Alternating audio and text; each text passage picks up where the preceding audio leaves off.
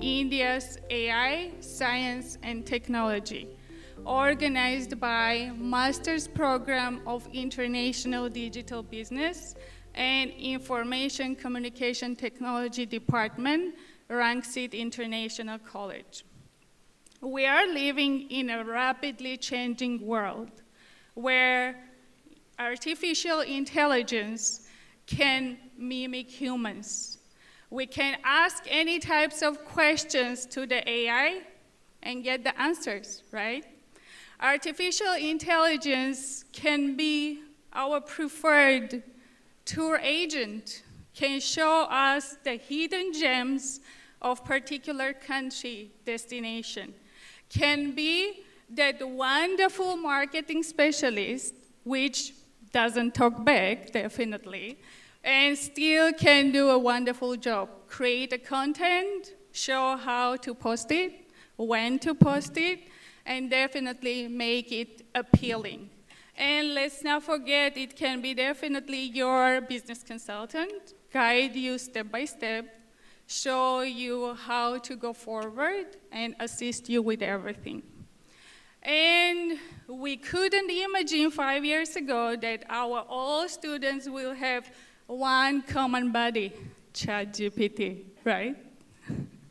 Yes. So today we will listen, we will discuss, we will watch, and hopefully get to know more about AI and its role in our today, tomorrow, future. And with no further ado, I would like to invite on the stage the Dean of Rangsit International College, Assistant Professor Dr. Krisada Sripao. Let's welcome, please, to deliver his opening speech. Good afternoon, ladies and gentlemen.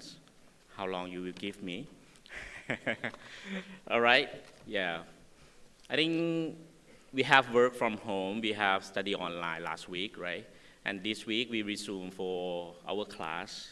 And I think for getting back to the vibe of study, while we have very short study time, because of end of this month, you will have a final exam, right? I think it would be great to have a great seminar that rather than you just study something inside the class, you just have to learn something that is rocking the world. Good afternoon again, and welcome everyone to this seminar that is organized by Master of Science in International Digital Business and our Information and Communication Technology Program, ICT. Before we begin, I would like to take a little moment to reflect on what had happened in the last 2 weeks, a tragic event that we have recently impacted our regions. On March 28, 2025, a devastating 8.2 magnitude earthquake struck the Saigon regions of Myanmar near Mandalay. Causing massive destruction, it has been reported as most powerful earthquake to hit Myanmar in over a century, and sadly with over 5,000 lives lost. The effect have rippled through borders, bringing loss and hardship to so many. On behalf of International College, I would like everyone to stand up. Just give a deepest condolence to the victim, their family, and all those affected for a minute, please.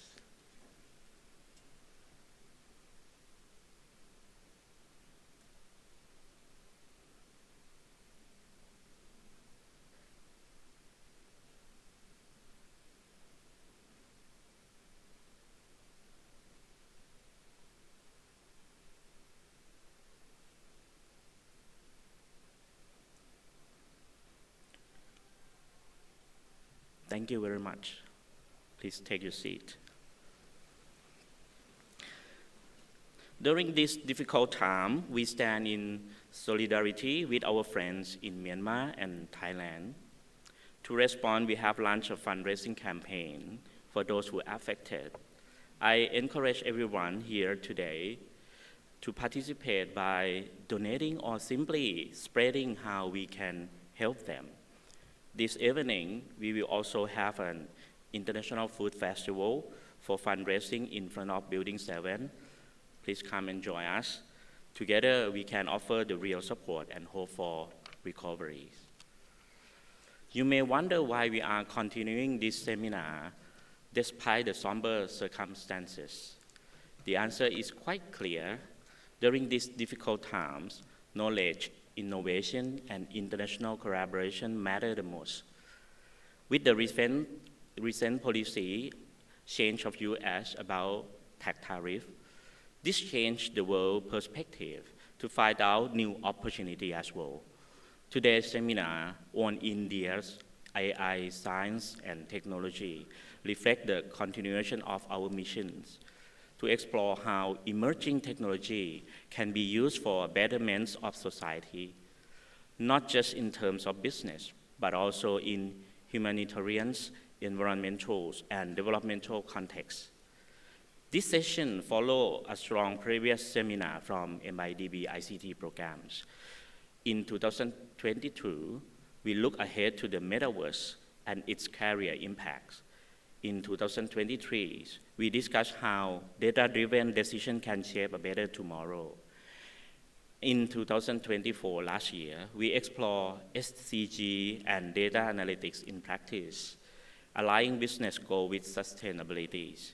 Now, this year, we turn our attention to India, one of the world's most dynamic tech ecosystems, to understand how AI, science, and technology drive economic progress and innovation with global impacts. We are honored to welcome Assistant Professor Dr. Piyarat Soikram, our distinguished guest from from Ubon Ratchathani University, with leadings and in his exploration. He is very expert in India, and his insight will help us understand how AI can be leveraged to create solutions, something we desperately need. Let today spark your sense of new opportunity.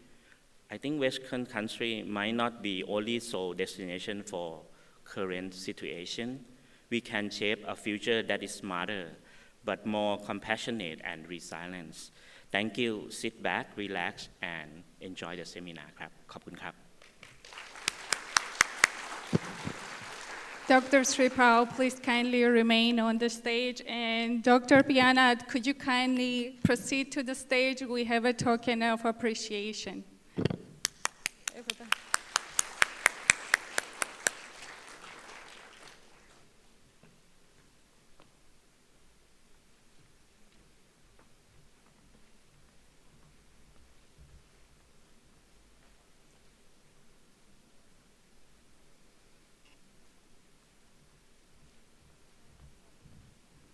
Everybody.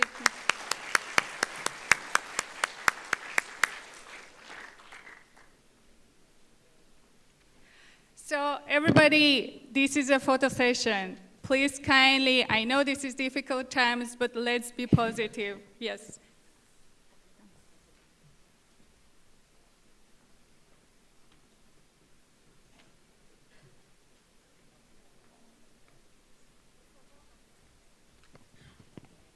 Probably, professors, could you proceed towards the center? And we all take a picture.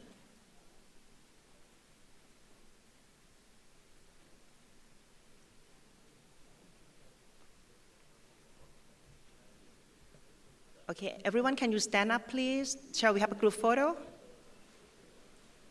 Okay, Ajahn, can you move to the center, please? Okay, all right. Okay, are you ready? Okay, the camera is ready. Okay, 1, 2, 3, smile. Okay, Ajahn Bruce, can you move a little bit? Okay, 1, 2, 3, smile. One more, 1, 2, 3, smile. Thank you very much, Ka.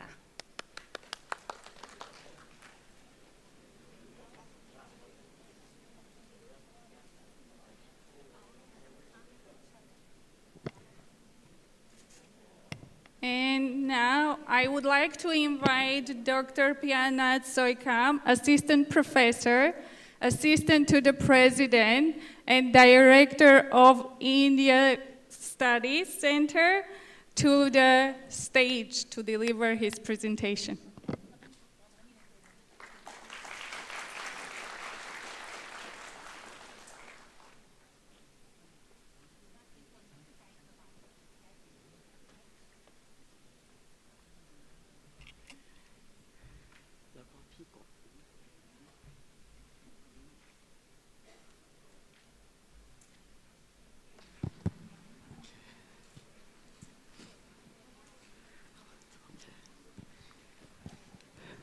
So good afternoon, everyone. Good afternoon. Okay. Thank you very much for giving me this opportunity. Thank you very much for Rangsit International College, Rangsit University, and also I warmly welcome by all staff and all professors here and also students. So my name is Piyanat. I come from Ubon Ratchathani University, and I'm also running the India Study Center at Ubon Ratchathani University. But before that, let me get back while I'm doing my bachelor in international relations. I was only one in my class that took the Indian foreign policy. I came to the class to ask the professor, Professor Surat Horachaygun at Chulalongkorn University, please, professor, please just open one module for me, and I only the student back then. In the 4th year of my study, my professor said that why not you continue to study in India to get a deeper and then understanding about contemporary India. By the time I think, shall I go to India? Because several people, even my parents coming to me and said that, oh, when talking about India, it's about Bodh Gaya. It's talk about the Buddhist circle, and that's all. And then I make a decision, yeah, let's go to India. And I studied for 2 years in India in Hyderabad. That called the high-tech city or Cyberabad of India. Then I continue my PhD, still working on India foreign policy, and I focus on Indian soft power towards Southeast Asia. And then back to Ubon Ratchathani to start my career as a lecturer. What I'm going to talk today, so I divide my talk into maybe 3 sessions. So the first part, I'm going to talk about development of science and technology. So before going depth into the concept of AI, Indian AI, I think it's very important to understand the basic of development of science and technology in India. How these development happen because of some supports and also some factors that driving India science and technology. And just recently, last year, 2024, the Prime Minister of India, Narendra Modi, he just launched the India AI initiatives. So today, I'm going to talk about this.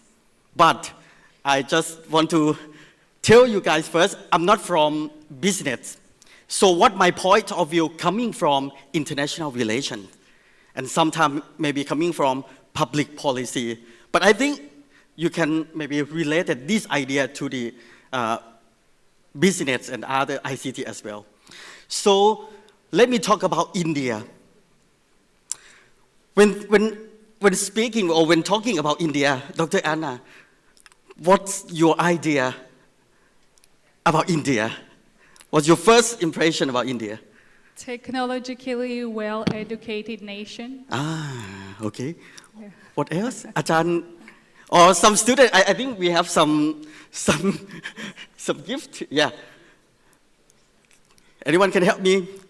How you think about India? What's your Everybody perception? share what comes to your mind when you think of India. Yes. No. Anyone? Okay. No. Okay. I think India is very, in my point of view, it's very exciting country. It transformed itself from the developing country in 1947 when got the independence from the British Empire, British Raj, British government. In 1947, India still remained a very poor and also not that developed. But only 75 years after the independence, only 75 years, India transformed itself a lot from the developing country into one of the emerging power that the world nowadays, when talking about the US, when talking about Russia, when talking about China, why not? We're thinking or we're looking at the new alternative power as India. So how India today, India becomes the world's largest in terms of population, 1.4 billion. It already over the number of the China already. And in terms of the military powers, India hold the fourth rank in terms of the military powers, manpowers, arms, defense, and security. And also, India also export the humanitarian assistance, some military to join the UN peacekeeping operation. When talking about economic aspect, in 2030, there are also some trends that India will become the third largest in terms of market and economy. And if we look at the GDP growth rate, India become the fastest, one of the fastest growing GDP in the world. So today, we have to look at India more in the new direction and in the new way. About space technology, India already launched the satellite, the Chandrayaan, into the moon and also to the Mars. India also having the first indigenous supercomputer for the defense and technology, like for example, the nuclear power plant. This is also something that India, in terms of the vaccine diplomacy, during the COVID-19, India and the Quad countries become the alliance. During that time, they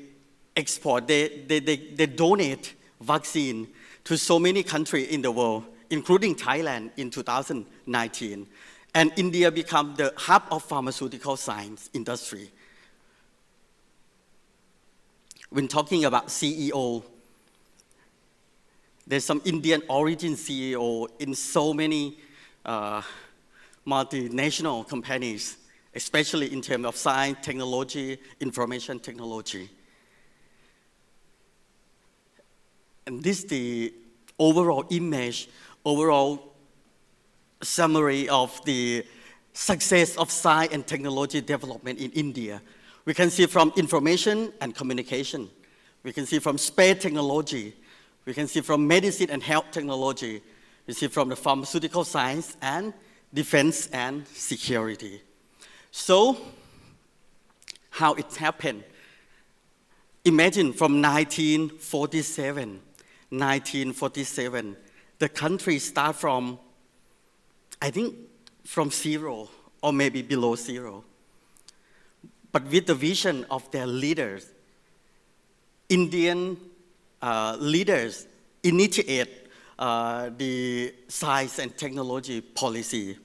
The first policy was decided by the government in 1958, called Scientific Policy Resolution. During that time, the Indian government not decide to build the infrastructure, not decide to build airport, not decide to build road, street, or other things. But they decide to work on human resource development. It's very important to give the free education for bachelor student and also undergrad student and also like primary education. They have the education program that add on science and technology. the government of India established the research center of excellence in science and technology to support their vision. In 1983, the second technology policy statement, they add on one of the key aspects that very strong and very important. It's not just about import the technology from other countries, not only import knowledge from other countries, but India tried to build their own indigenous technology. That means Indian-made technology. And also, India support the backward region, where region is not that well developed. The government gave special funding for the region to develop in terms of science and technology under the Technology Development Board. Then in 2003, India adopted science and technology policy in 2003, add more idea on innovation, talented mobility, and also science and technology diplomacy. They set up the scientific unit in their Indian mission abroad, trying to link the scientists all over the world with India, coming to India, doing some research and making a global collaboration. In 2013, when developing science and technology, it's not just only the work that belong to only government agency. If putting these tasks or these duties to the government only is not working. So the government of India launched this policy in 2013 to highlight public and private partnership. That means public sectors like the government sector and private sector like startup, like the business, like company, like the private individual people can join the government by giving some funding to the private sector to maybe set up startup and coping with other nations, other regions in order to make India as a hub of the scientific major power. And recently in 2020, the fifth science, technology, and innovation policy of India tried to make India like a global competition. And it's very important to highlight the bottom-up approach. It's not like the top-down from the government, but from the individual, from the region, from the people. They can develop science and technology. So this is the overall idea of the India policy on science and technology that highlight on human resource development, building infrastructure and mechanism, and coping with social and economic challenge, and indigenous policy, indigenous technology that belong to Indian. Inclusive participation, having public and also private sector in this, and also start the ecosystem for innovation. Why is success? Why this success? Constitution, leaders, decentralization, socialist economy, globalization, scientific tempo, and self-reliance. Let me clarify this. The Constitution of India is very important, and it highlights the way that the nation supports science and technology. In Article 48, the government should support and funding for science and technology, education and training. And Article 51A, it's a fundamental duties for all citizens of India to develop scientific temper. This keyword was mentioned in the India Constitution, that being the duties of all citizens when doing something, when doing some business, when doing some quality upliftment or whatever. Even in the morning, they wake up and they pray for Shiva God or Vishnu God or Ganesh. But when they're working, when doing some policy, they need to have this scientific temper or use a scientific as an evidence for maybe their public policy and so on. And about leaders,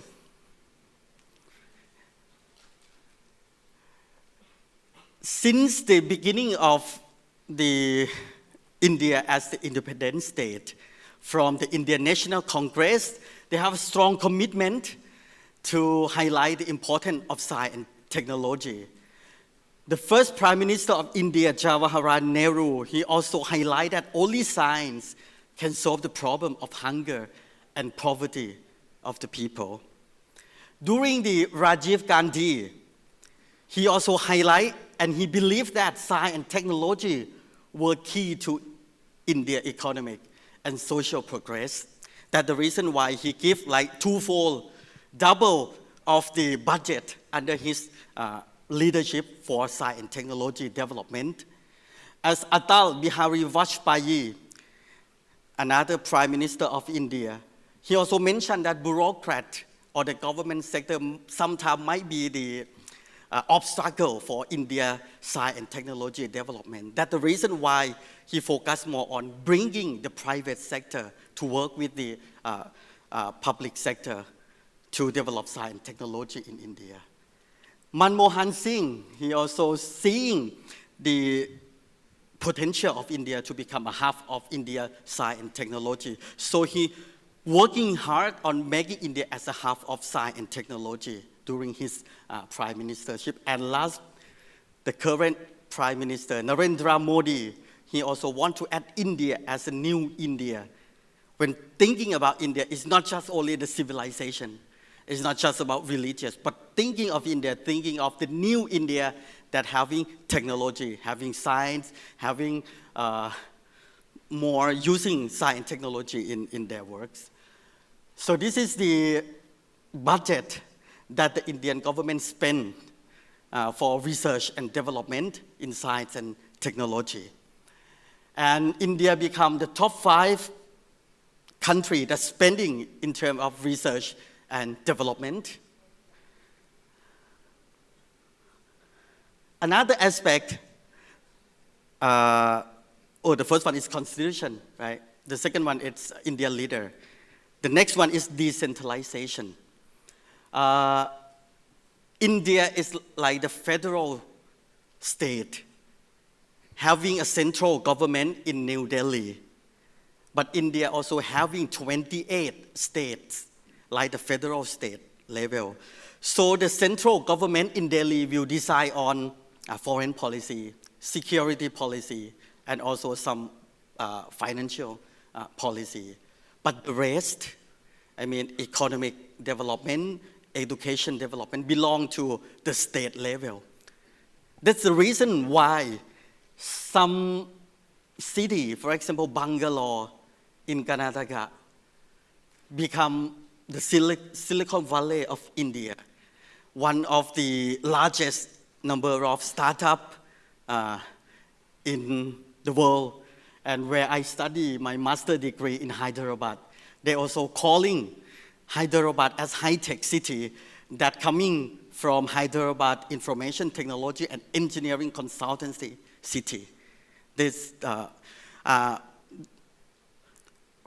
me give back a little bit. Because they have the federal structure, that's the reason why each city in each state can develop itself to become the city in terms of science and technology. For example, Bangalore and Hyderabad. If you're looking at India constitution at the preamble, India calls itself as a sovereign, socialist, secular, democratic republic. But you may think, why India put the terms socialist? Because we all know that India is the biggest democratic country, right? But why having this socialist keywords in the preamble of the constitution? Because India believed that during the time of the independence, it's very difficult to giving a liberal economy, giving something to the private sector. And what about the people, especially underdeveloped or the grassroots people? So they put the word socialist because of it's the duties of the government to provide welfare and some support for the people. This also includes the education in science and technology. Recently, India having this strategy called New India at 75 to boost their upgrade infrastructure and also 5G technology. They want India to become the new hub of the science and technology, inclusive and welcoming more people. This is the policy under Narendra Modi. And they're also having the policy or the concept called Make in India that talk about the indigenous technology.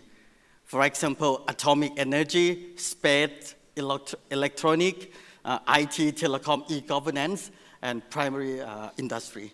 So these all ideas that India want to become the self-reliant country.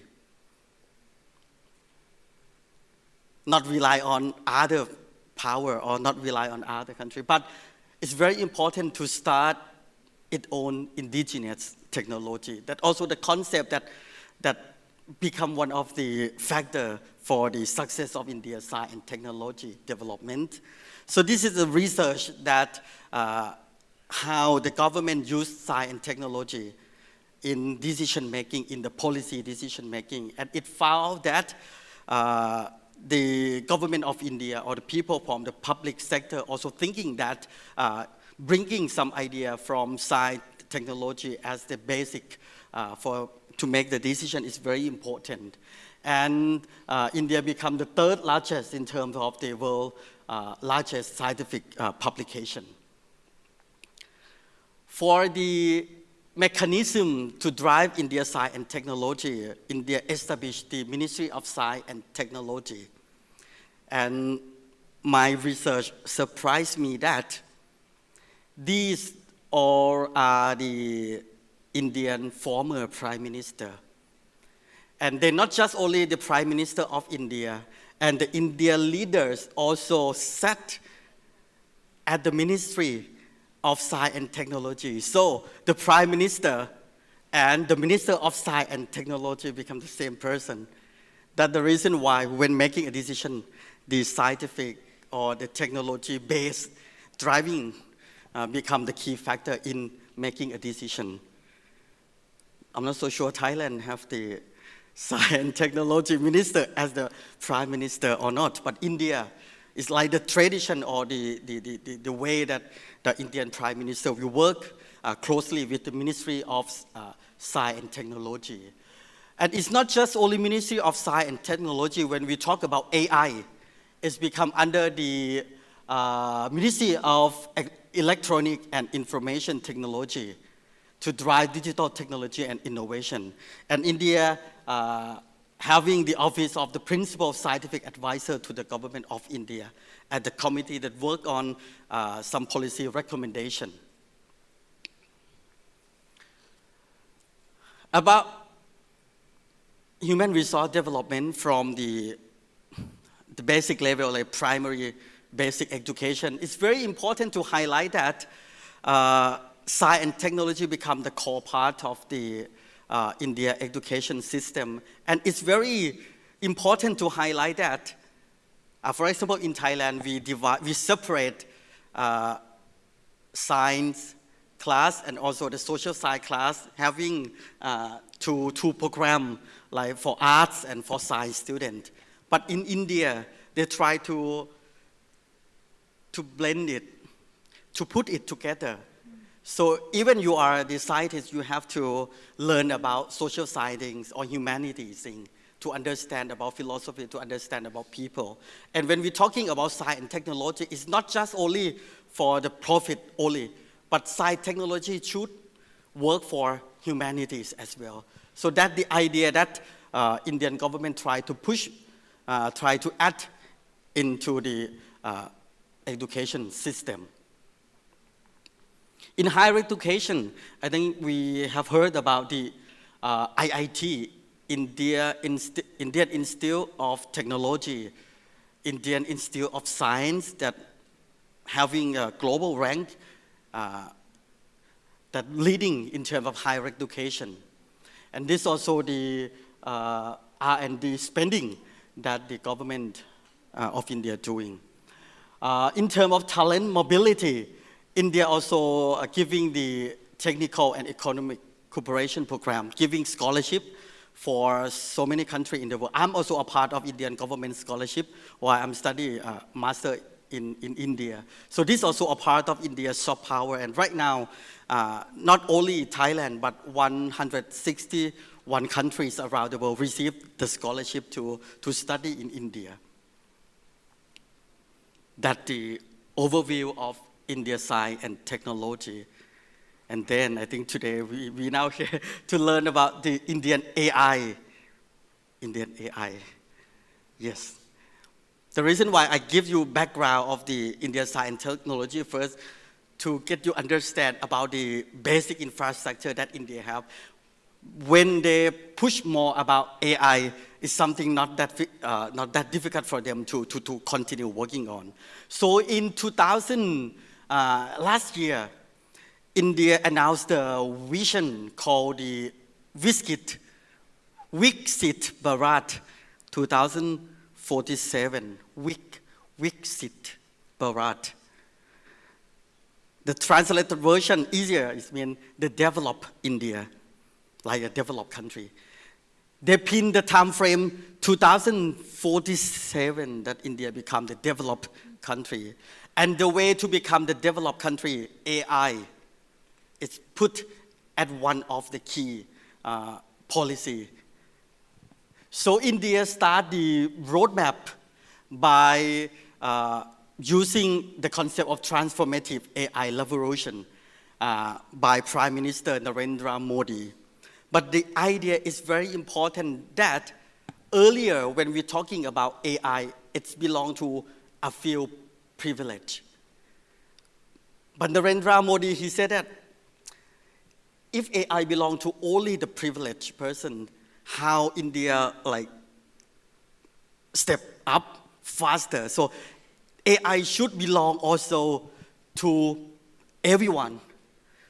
So it's called the inclusive AI ecosystem by empowering students and also startup. So in every university in India, I mean for the higher education, they set up the startup unit and giving some money for students to try in terms of develop their like the business model.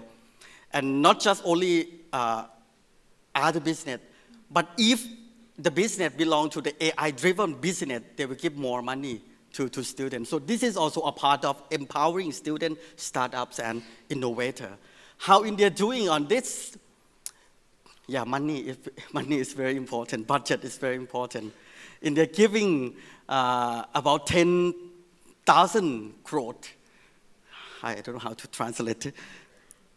10 million, yeah, 10 million, to build indigenous capability and global leadership, especially in terms of semiconductor infrastructure, especially the graphic processing unit or GPU with a cheaper rate than other countries, and having the marketplace for the GPU and also indigenous GPU development. And right now they're constructing 5 new semiconductor fabs in the country.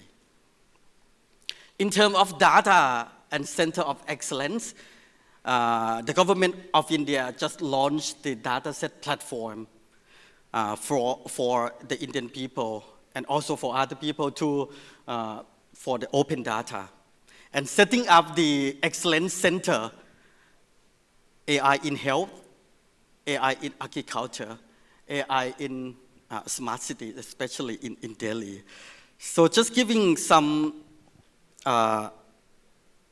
aspect that I have experienced myself when I visit Indian Institute of Technology last year. So when going to the university, enter to the gate, there is no need to present like identity card, but they use like the facial identification in order to get the student into the university. And they also can catch up those students with the motorcycle not wearing a helmet. And then they send to like the student affair office to deduct some marks for students as well. And there are also some eco-friendly building using the solar cells and so on, and it's turned off automatically when nobody in the room. Something like that happened in the Indian university. So for the AI in healthcare, they have the idea of telemedicine.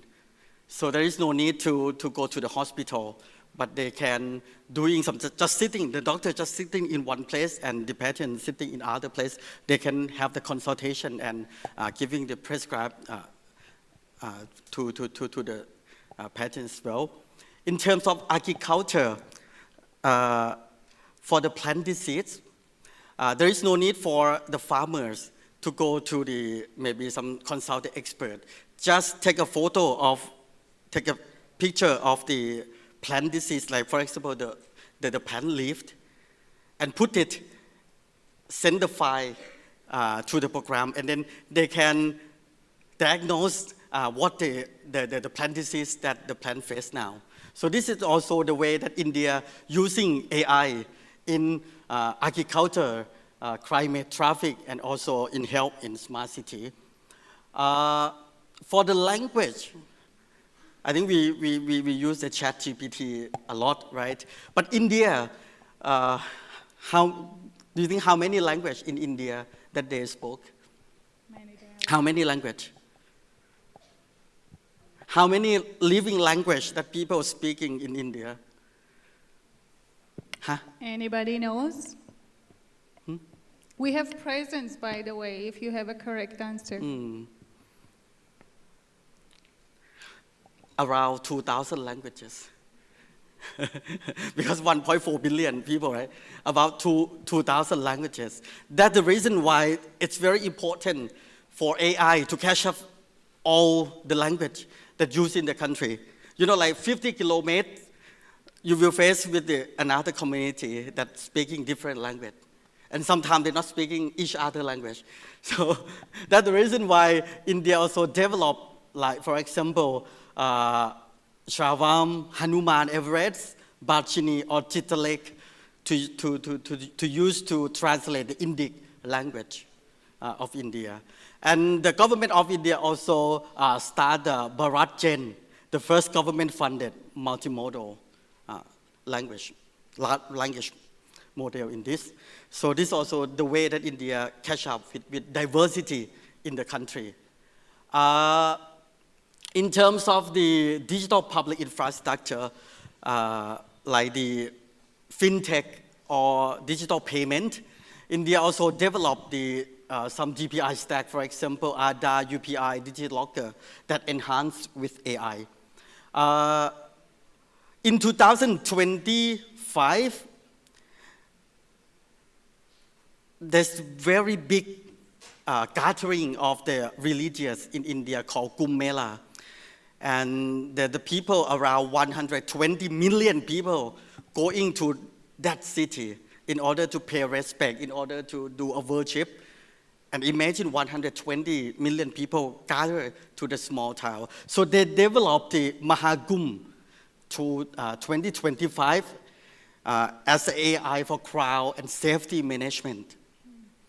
And having the voice-based chatbot, because people coming from different places, how to give them information about the traffic jam, how to giving them the idea about the transportation or what happened. So this also using the AI for the social management. And very important, India just started the new Universal AI University. And giving the fellowship for students who want to pursue PhD in AI education. And right now, India become the first rank globally in terms of the penetration of AI skill, ranked by Stanford AI Index in 2024. So these are things that India prepared themselves to become the AI global leader. in terms of the budget, in terms of the giving money to supporting the startup. This is also the policy of the government of India that try to increase the number of startups of AI in the country. But the concerns when talking much about AI and how we control, how we have a regulation, what about the law? This is very important as well. As India become the technological hub, become the AI hub, how India having the guideline for the citizens. So it's very important that the reason why the India national security architecture, like the national security body, they not just only focus on terrorism, not only focus on like defense and security, but the cyber security and future technology also a part of the aspect that the national security body of India has implemented or has like the framework or the policy to guideline the AI ethics. To my conclusion, I think, to my conclusion, I think India try on the way, trying to be one of the emerging as a global AI powerhouse and try to democratizing AI, not belong to only the upper level of the people, but how the people from, maybe from like private sector or student can develop their AI startup, having a strategic focus on inclusion and infrastructure, and using AI to drive India economic, societal, and governance transformation. And my last key point, AI, when talking about AI for all, is not just only for profit, but maybe we have to think about AI for progress of the country. Thank you very much.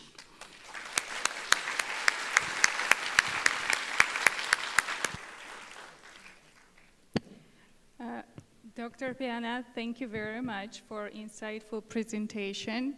So, does anybody have a question?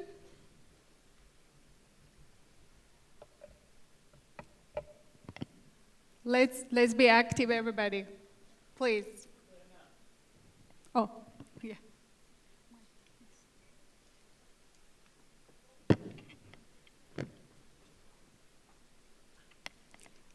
Dr. Piana, could you kindly remain on the stage?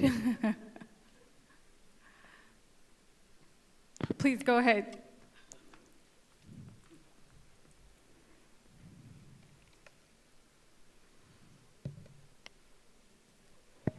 Yes. Okay, got it. I heard some saying that India is the next China, right? But have you ever heard about that? Sorry? Could you repeat? It says that India is the next China. Ah. Yeah. So I'm wondering if that is actually potential or not, like in your opinion. Yes, thank you. Thank you so much. And I think, yeah, there's a potential. The reason why, as I mentioned that the Indian having the population of 1.4 billion, and 60% of their population under 40 years old. That means the workforce, the labor force of the world, mostly in India. Why China? Okay, they're having like 1.4 billion, but they're going to become aging society within 10 years. Yeah, the Japan already there, right? Thailand there, and China going. So the next decade, I think India also has the potential to become, how do you say, like not the next generation. I think we can work, India and China also can work together in the next decade for the century of Asia. The reason is that now the Chinese government or the Chinese leader also, even they have the conflict along the border, but they try to put this conflict down because the economic cooperation or economic relation between India, there's so many Indian companies that run by the Chinese money. And also they're also needing some laborers for like skilled labor and unskilled labor in India. So I think, yes, I agree with you that, but not be the next China, but the next century of maybe the century of Asia, that both countries can work together. And 40% that under the age, I mean, imagine when you meet people, 5 people in the world, 1 of 5 people may come from India. That is something that we have to face in the near future. Thank you so much for your question. Thank you. Next question, please. Raise your hand. Can we get a microphone over there, please?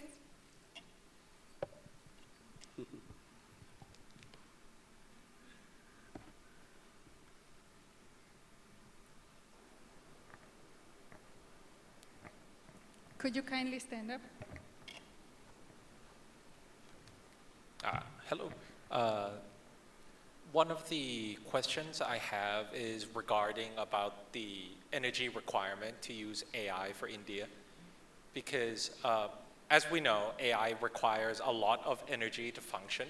And while India has begun their server farms, I was wondering if their infrastructure is able to keep up, because as you said, 20% of the world population are Indians, and if that technology is going to be available to everyone, we've also seen reports of ChatGPT, you asking it to generate one image can keep a light bulb on for 10 minutes, and now you multiply that by over 1 billion people who's likely going to use it for their everyday life.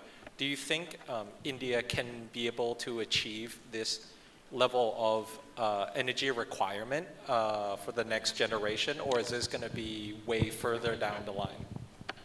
Thank you so much for. It's very important about energy, and I think India also thinking about energy for a long time. Energy put the idea on building the nuclear power plant, but the nuclear power plant for India is not just nuclear for defense, but nuclear for energy system in India. And also India developed some kind of the solar system in the world. I think one of the biggest solar systems in the world belong to India as well. So I think this idea this idea has been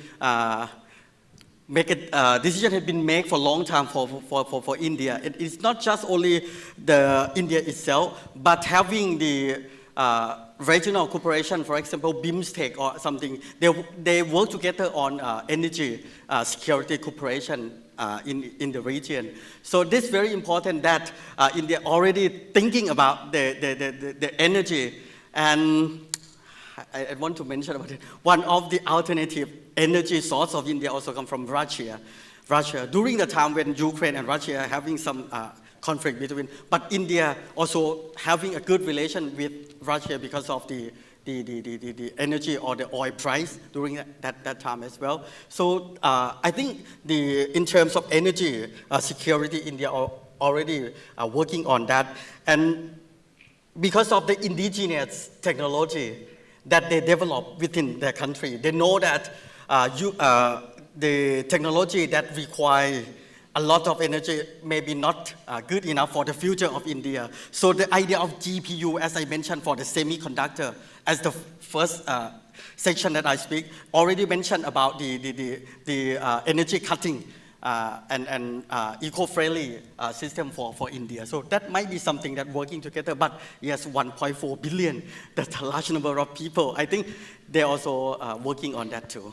Thank you very much for your question. Thank you, Dr. Pianat, and thank you for the question. Next question, please. Yes. Can we get a microphone over there?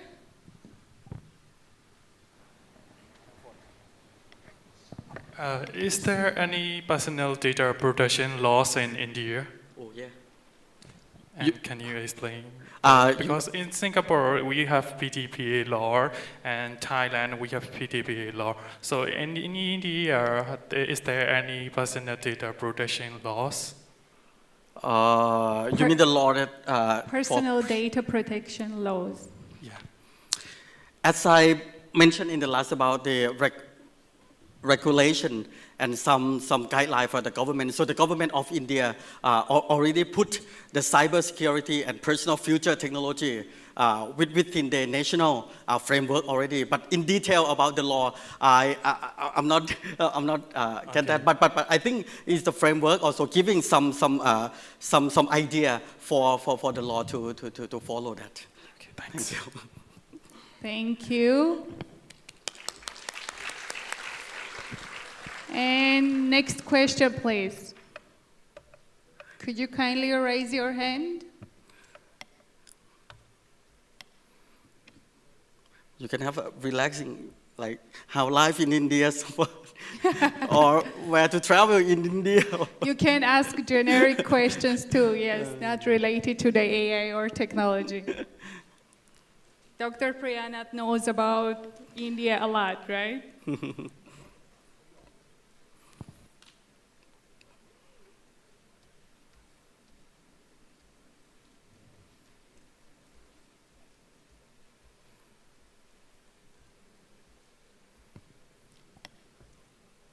Okay, I guess we will keep other questions for after the discussion. So I would like to invite on the stage Associate Professor Dr. Totsanai Chumvatana, Director of Rangsit International Office. Let's welcome, please. Thank you so much. Should we sit over here? Yes, up to you, up to you. Can we sit on the floor? Wherever you want.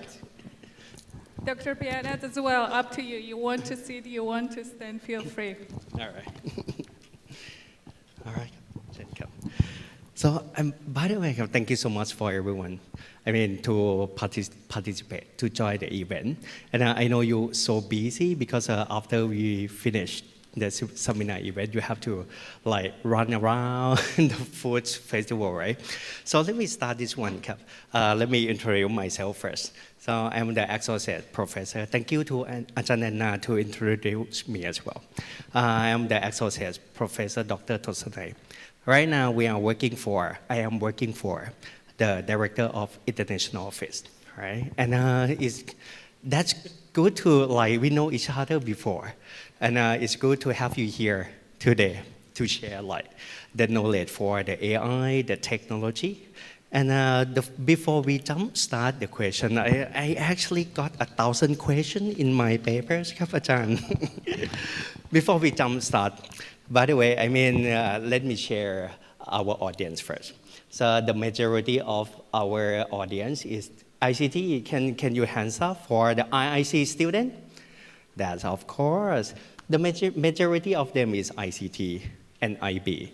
So normally we encourage them to use the AI all the time. And right, hands up for the one who use AI, the generative AI. Yeah, we are quite successful, Ajahn, because they always use the generative AI for assignment, coding, project. I'm so proud of you guys. So that's right. So I'm so proud of you. I still love you all, everyone. By the way, that is why it's become our topic today. So we're quite scared of the AI right now because actually it's I will lose the job so soon, Ajahn. All right. Let's jump start together. So as I told you before, thank you so much to be our guest today. And we have a quiet couple. We have 20 minutes time for the section, Ajahn. Ajahn Priyanath. Can I ask you the nickname? Nom, Ajahn Nom. All right. So actually, let me jump start with the first question. So actually, in the past few years time, like for us 5 or 6 year time, most of the business and the country believe that we heard so many buzzwords about the data-driven organization, and we heard about the digital disruption as well. And another one is in the last 2 years time, you might heard about the AI-driven. So actually, right now, many countries try to set the strategy, the policy, in order to use the technology, the innovation, and the AI and the data analytics to drive the world economy. all right? So that is the that is come up with the first question. So normally, I know we are the undeveloped, no, not undeveloped, developing country. So we got the big gap between the big guys like USA, Russia, China, something like that.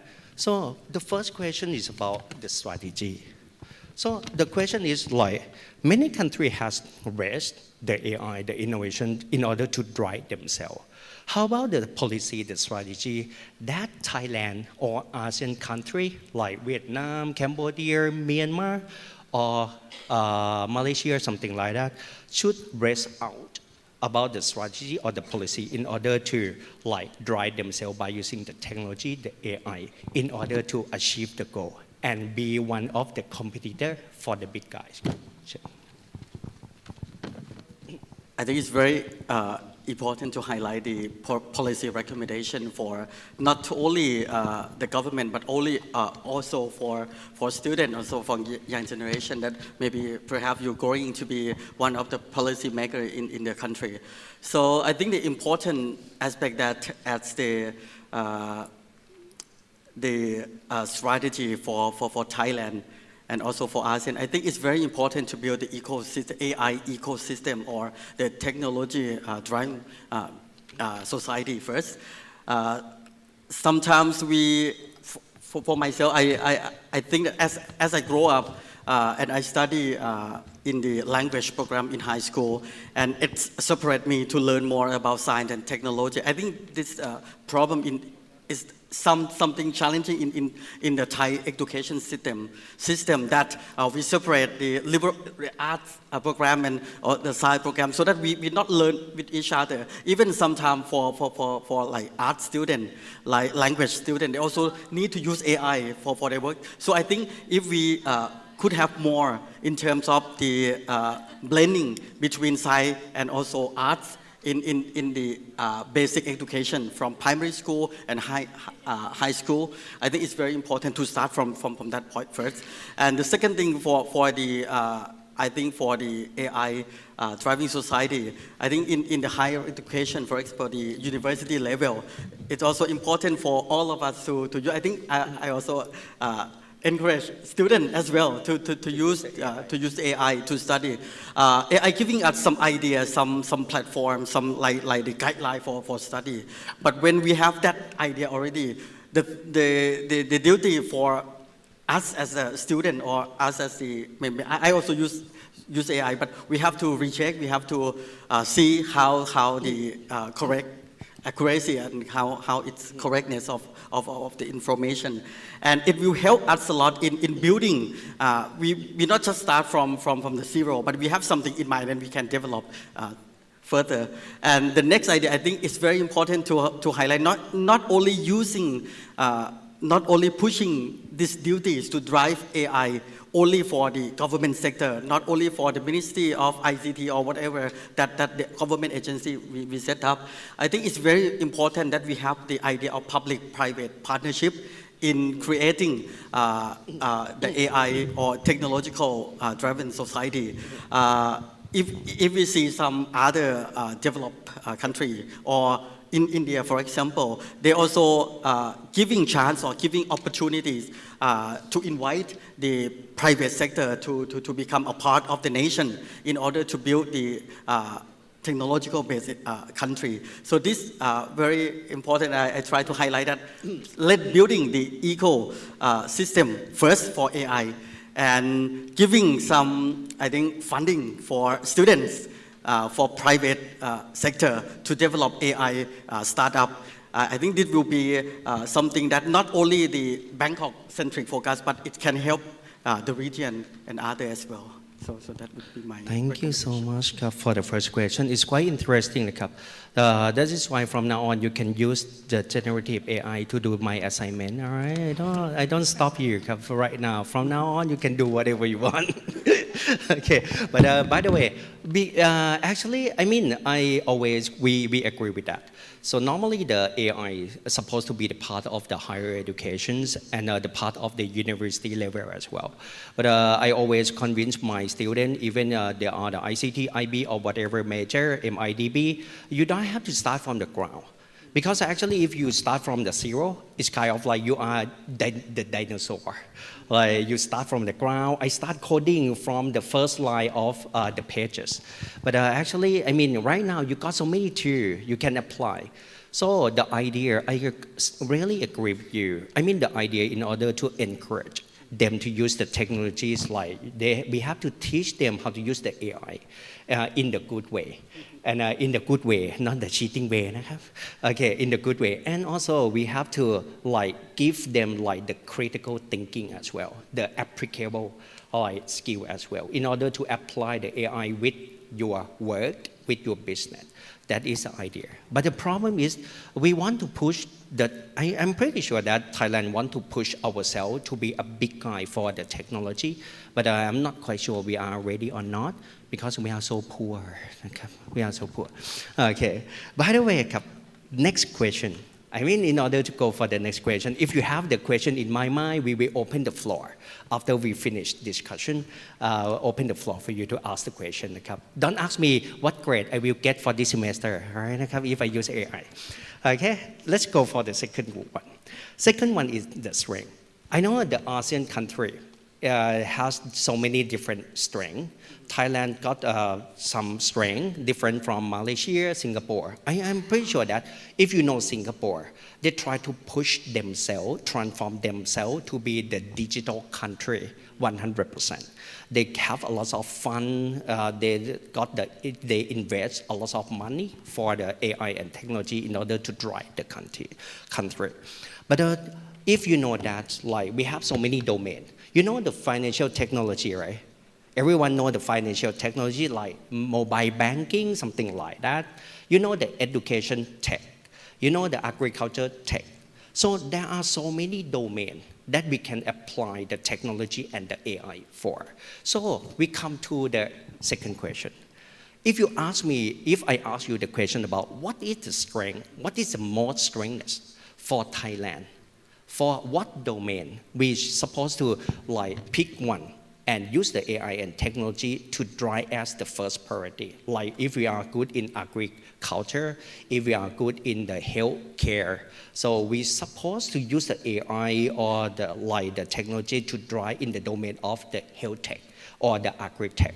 Even the Myanmar, what is the strength for the Myanmar country in order what kind of the domain we supposed to focus on as the first priority and use kind of the technology in order to drive themselves to achieve the goal. So what do you think? What kind of the domain?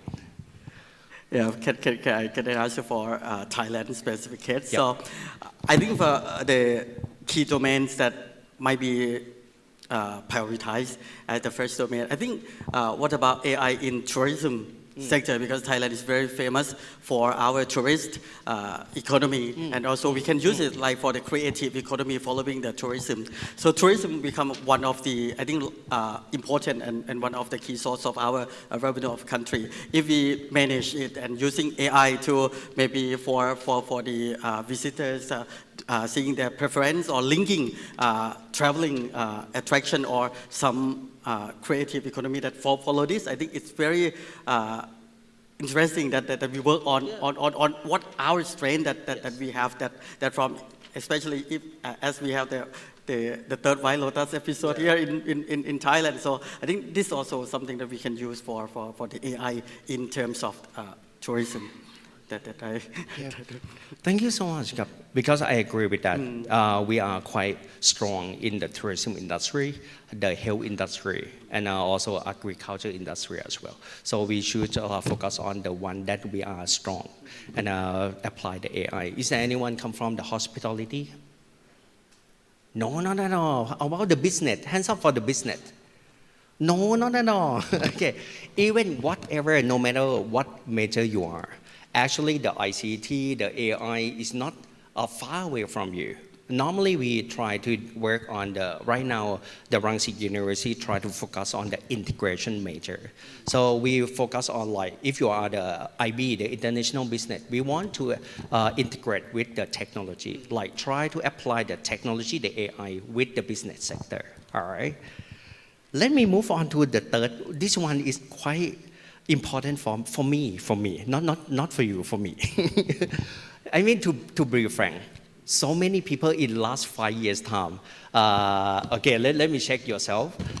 Do you believe that? For the one who believe that, hands up for me. Do you think the AI will replace you in next 5 years? Hands up. Hands up. If you believe that, in next 5 years, we don't need you anymore. We need AI. Hands up. Okay. Good luck, nakap. All right.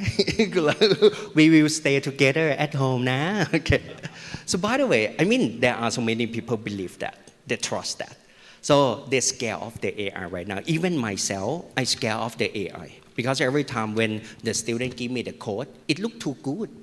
Too good. It's too good. It's perfect one. It's really perfect one for me. So by the way, I mean, many people believe that the AI and the technology will replace the human workforce. Okay, many people believe on that one. So what do you think about what do you think about this message? Like in next 5 years or 10 years time, like I will lose my job. All right, I probably will lose my job in next 5 years time because they don't need me anymore. They don't need more people, but they need only few people. But they replace another people by using the technology or AI. How about this message? What do you think about this message that the AI will replace the human workforce? I think human being or human life facing challenge in terms of the change that we face. It's something that normal. For those who not changing when something affected or when the world had changed, but if they remain the same, they will get like extinction, like dinosaur or some like other species earlier before. So I think it's not about we got replaced by AI in the future, but it's about how we adapt ourselves and being peacefully and being with the strength to cope with the change in the society. Even we have AI, but we have to be with it. We have to work with it. And I think it's very important for those who can adapt themselves, they can survive in the changing world. That's my message. It's not just replace and then we keep ourselves just sitting and waiting for the last word of ourselves. No. We have to strive. We have to how, and we can use the strength that AI giving us, giving as the foundation to maybe improve or enhance some other capability that we can go on. Yeah. Thank you so much. So believe that the AI will not replace you. All right, believe that. So by the way, I mean that is why let me go on from the last question. What kind of the skill if we want to still remain? Right, we don't want to like be the extinction, and we want to still remain. From your suggestion, like we have to understand what the AI can help you in order to improve the performance of work, the performance of life. But the question is like, what the skill we need in order to work or stay or live with the AI technology right now? I mean, for example, we need the critical thinking, we need the adaptive or the logical thinking, something like that. What kind of the skill we still need in the AI era? I think maybe like two skills that I want to propose here. The first one, I think lifelong learning is very important to all of us to continue learning the new things in order to learn so that we not get like the extension. And the other thing, I think agility or the agile leadership is very important. We have to think, we must think that we can die every day and we wake up to be a new person in the morning. So even though we face so many like challenges or very difficulty, but when we start the next day, we can be the new one and then start the new thing. So agility and lifelong learning, that skills that I think we need to cope with the AI and future direction of the world in the future. Yeah, that's good. Interesting one. And actually, let me share something.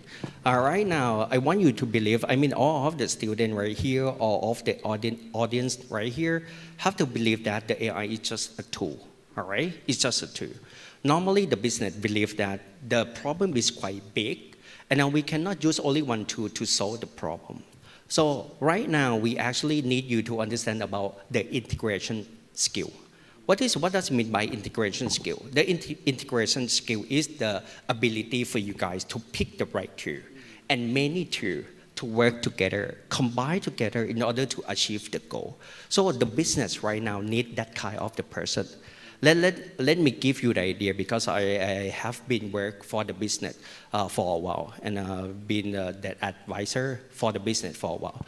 So the tool cannot think itself. Like, okay, I will fix this problem, but you guys have to be the key factor, the key person to select the right tool. And you have to know how to use that tool, the different tool, in order to integrate them together in order to achieve the goal, what we want to do for the business. So that is a key point for you right now. So don't scare with the AI. Don't scare with the technology that they will replace you because they cannot run themselves, they cannot walk themselves, they cannot try to connect with the other themselves. But you have to be the person, the main person to connect them together to achieve the goal. That is a point. That is the point. So we need the integration skill and the logical thinking skill, the adaptive skill right now, nowadays. Thank you so much. So let me move on to the last two. We have the Donald Trump. We have the Donald Trump question as well. But before we jump to the Donald Trump, right now many people scared of the AI, as you know that. Sometimes the AI, they don't know what is right, what is wrong. Sometimes they try to go through the internet site and for example, they try to dig deeper your information. And some of the information is the personal information. For example, the speaker, you have like 10 wives before, something like that. They try to dig deeper to see what is your personal information. That is not the ethic one. That is not the right one. So right now, we're focusing on the AI governance. What does it mean by the AI governance?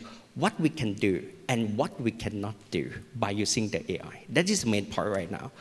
Right now, we have to set the policy and the boundary to control the AI. So what do you think about like the AI governance? And should Thailand and the global should control or should we set the regulation, the law to control the AI that you cannot do it in this case, you cannot do in that case by using the AI because it's so smart and it can dig deeper than what you thought.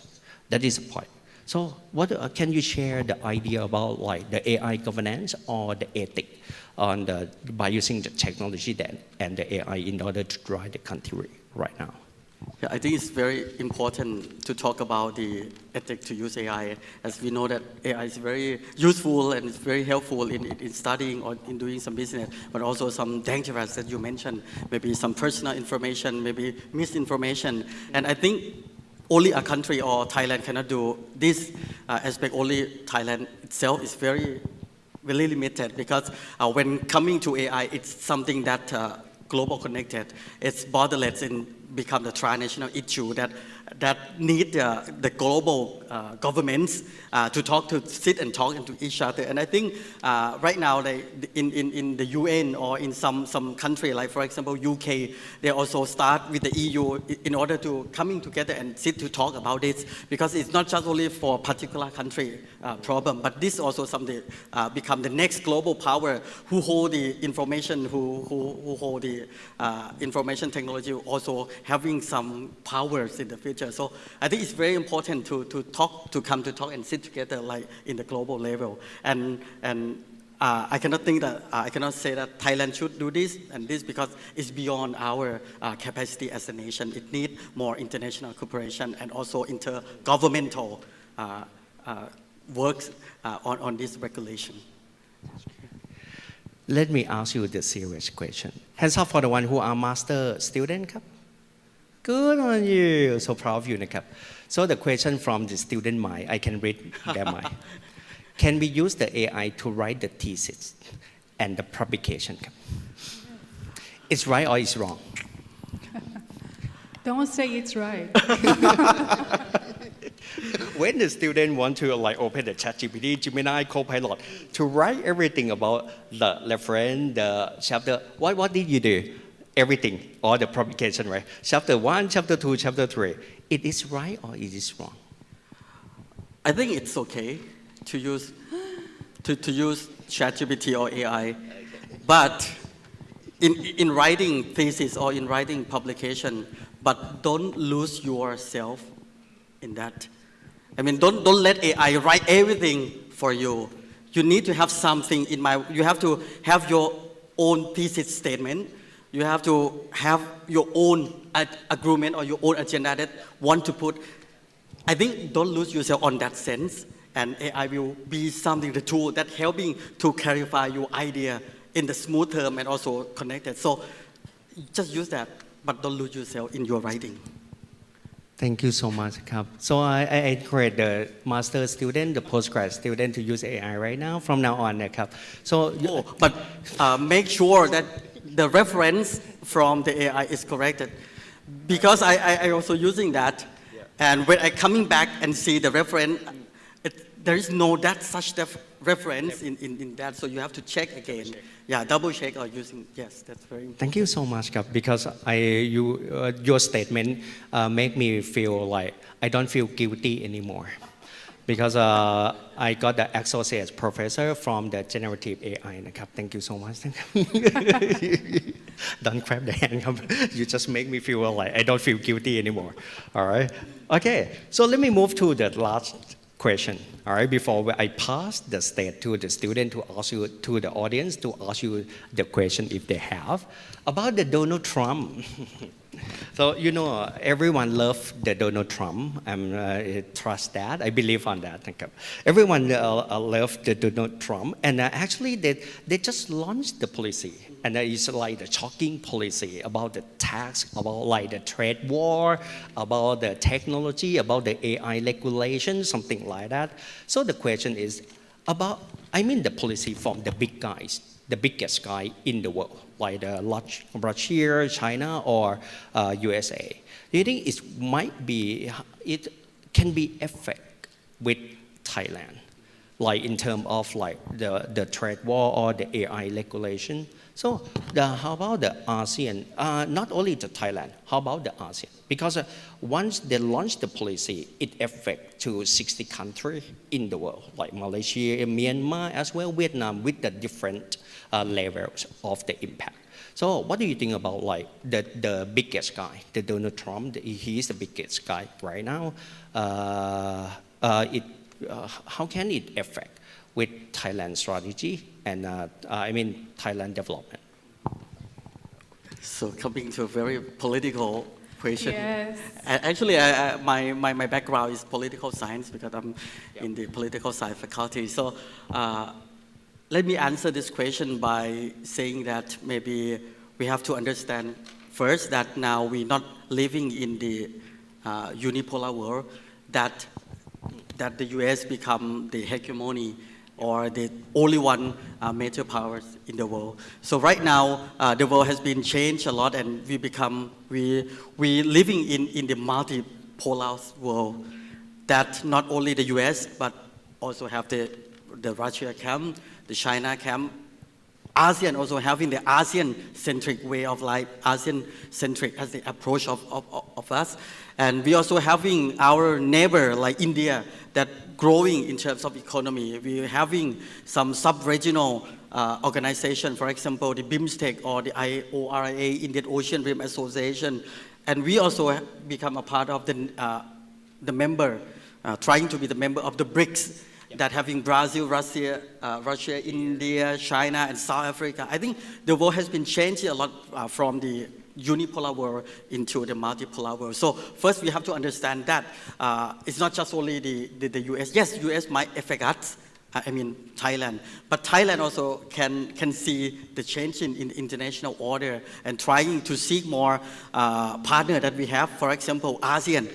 ASEAN is not just only ASEAN as the regional organization. But I think ASEAN also having a potential with more than 700 million people in the region, trying to push the regional organization as the balance of power between the region and the US. Also having the BIMSTEC, that 1.9 billion people from 7 countries surrounding the Bay of Bengal. I think it's also an opportunity for Thailand also to seeking for the new partners and for the new market. Like sending or exporting something to the US is quite like very far, but what about we're thinking of our neighborhood country or our other region that we can work together in terms of trade and also like the economic relations. And I think the one point that I would like to highlight here is that sometimes we underestimate ourselves. I mean, the Thailand underestimate ourselves. If we look at the number of population in Thailand, we got the rank. We rank the 20 in terms of largest population in the world from 191 countries. So we in some like the quarter top of the country. So we might position ourselves as the one of the middle power, that we also having some ability to negotiate to negotiate with the US as well. So this is my idea, that just back and seeing how potential that we have, seeking for the new partners. And I think the world order also has been changed after Trump checking the world. And I think what we have to do is just coming back and seeing what the strength that we have and how we use that to negotiate with the US. Thank you so much. That is a good idea. Because I also believe that don't rely on the biggest guy in the world. If you have a look yourself, and I'm quite ready for the other ways, not rely on the biggest guy. It should be a good one, and that is an idea for the sufficient life as well. All right. Okay, we come to the last one. We come to the last part. So the last suggestion, because I think they really to go to the food festival right now. So not yet. not yet. All right. So by the way, what is the last suggestion for all the audience right here? I mean, how can we apply? How can we still alive? How can we still remain with the AI and technology? And I mean, the way that they cannot dilute us to be the extinction guys in the world. So can you give them the last suggestions? How can I to become an outstanding person, like a big guy during nowadays that the technology is go so fast and the AI goes so fast. Can you give them the last recommendations? I think maybe the quote that I just showed. So AI is not for profit, but for progress, and it's not for progress only yourself, but the progress has to reflect it to the society, for the sustainable society as well. That may be my last quote for everyone. Okay, thank you so much, Kap. Thank you so much, Kap. Ajahn, before I move to the floor for the question, can you give a super big hand for Ajahn, Kap? All right, to share the knowledge for the AI and technology, Kap. So I encourage you guys, as I am your lecturer, I encourage you guys to I don't want you to stick around only the AI and technology only, but I encourage you to have the ability in order to apply that to your life. That is a way for me to still remain in the world. I mean, use with the technology. So the AI is not the person who make the final decision, but the AI is your friend.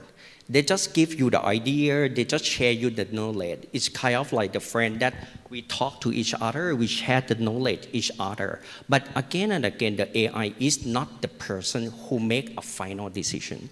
You guys is the person who make a final decision. But you just grab the knowledge and you just grab the information from the AI in order to support what you want to make a decision. That is the idea from me. So let me pass that to Ajahn Anna for the question answering from the floor. Thank you, Ajahn Totanai, and thank you, Dr. Pianat, for a wonderful discussion, and I hope everybody learned a lot from it. Let me reopen the QA session again, and please kindly raise your hand, whoever has a question. Yes, over there, please. She Could you is kindly the stand? she is the outstanding student in the class, you. and she always use the generative AI to send me the dashboard as well. kidding. Because Let's I go for it. apply for it, as John said. Don't share the secrets, Dr. Tatsanai, don't share. Okay, sorry. Please. So my question is like, what do people from India think about AI? Like, does the government support it completely? And like, do they accept it? Let's say like in 5 years, they can go like cashless and then prefer digital payment systems, right, for the whole India. Thank you. Thank you. I think the idea of 5G technology and also like the fintech technology, like digital payment system in India, has been long time already. And you know, I did my master in India in 2011 to 2013. I think 10 to 12 years.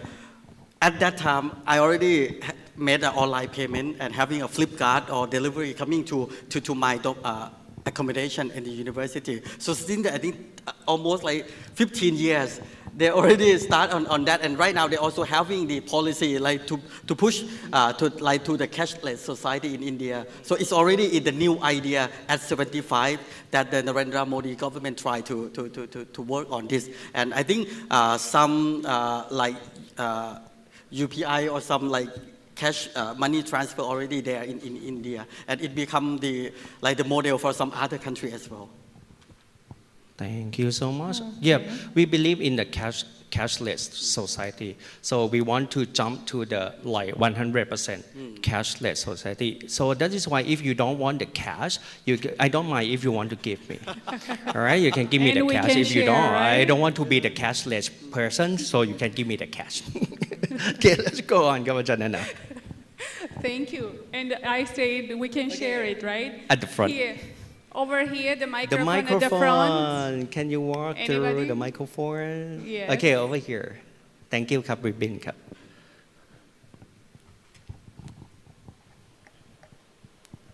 Test. It works. Okay. As I am the one who used AI in the wrong thing so many times. In the class. No police here? Okay. So, no, not your card. Nah. I actually see a lot of social media talk about AI. In Thailand, they have negative mindset about AI, that they use so many things in the wrong thing. I don't know, the question is the same with Ajahn Thosanai, but I will ask again. Right now, we face with AI don't have morality. As I will give example, like right now we have problem with deepfake AI. They used to gen another picture like someone face to like, if I say something bad, sorry, child porn, like that, or use like AI style, art style, copy art style, or use like to hack Bitcoin system. So with the Thailand have negative mindset with AI, and with the wrong thing, they don't do anything about this issue. So do you think they can prevent this to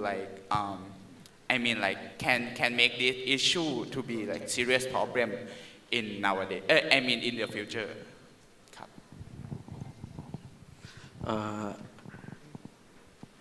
For this question, I think earlier we having the maybe subject or the module on digital literacy. I think now we have to do something on AI literacy as well for our students, and the course might be involving how to check like the information from AI, how to see it's not the real information, and maybe we have to having some such course for everyone to understand, for having a knowledge before we make a decision or before we trust. So sometimes it's very difficult to see like which one is right or which one is wrong.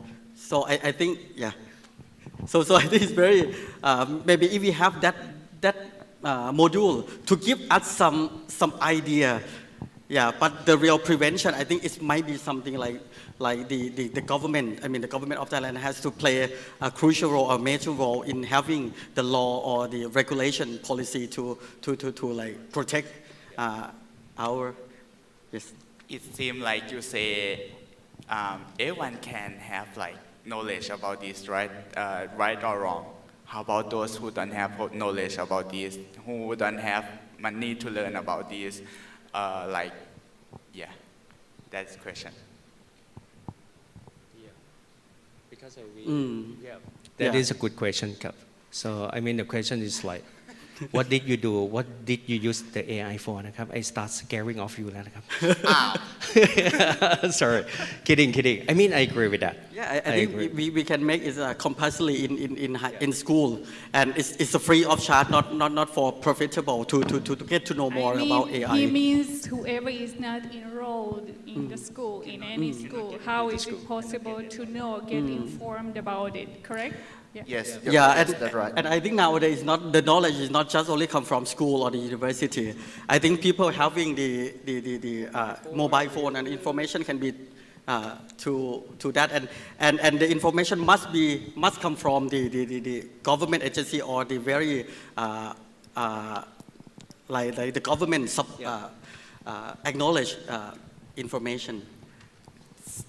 But still, But I also worry about, as your point as well, it's very important to work because on that. there is like many victims talk with me because I have responsibility about this because my friends they do a lot of bad things too.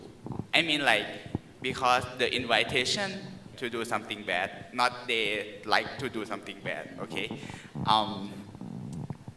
and I don't think like government gonna take this to be like serious issue, and it's gonna be sad a little bit. Like right now, there someone in rural area, they really don't have knowledge and they trust the fake information in about the AI, fake receipt. Like I said before, so I still like thinking about this. Thank you. So let me add on some more information. I totally understand the questions. So for the poor people or for the people in the rural area, they cannot access the YouTube, the internet site or whatever. I mean how to build the digital literacy for them if they cannot enroll to the school, to the foundation as well. So normally the government should focus on this issue seriously. And they launched some budget for Kasatosh, like to train the people in the rural area about the digital literacy. But there are two tracks for them to teach, I mean for the people in the village and for the village leader as well.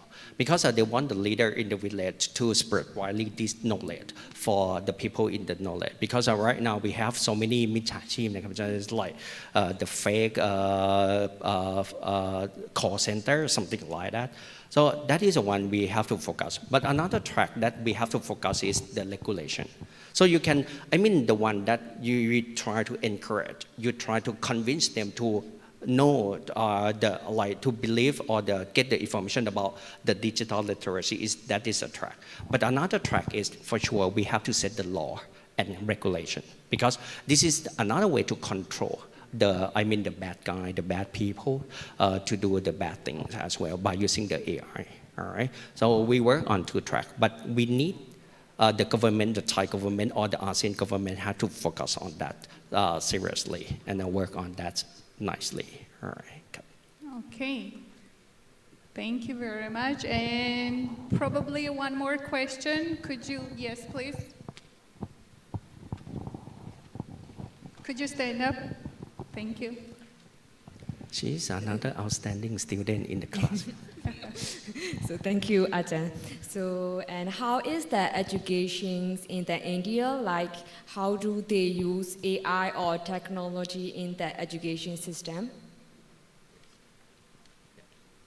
you use right now, right?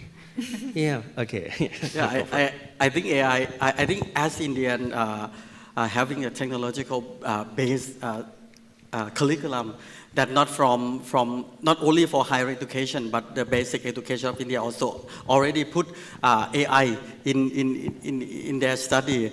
But as we worry about the ethics in AI using for education, the government of India by the University Grant Commission also have the regulation for the university level in order to have some framework or some guideline, and so that they can have both knowledge and also adapt themselves for the new technology that I think the government system in India, and not only for the Indian government also highlight or establish the center of excellence in AI in many smart cities in India, so that they can using the idea of AI and also the tool of AI applicable to the policy implementation in respective smart city area.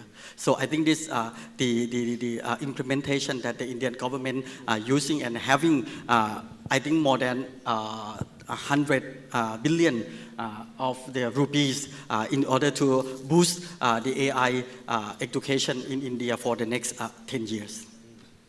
Interesting.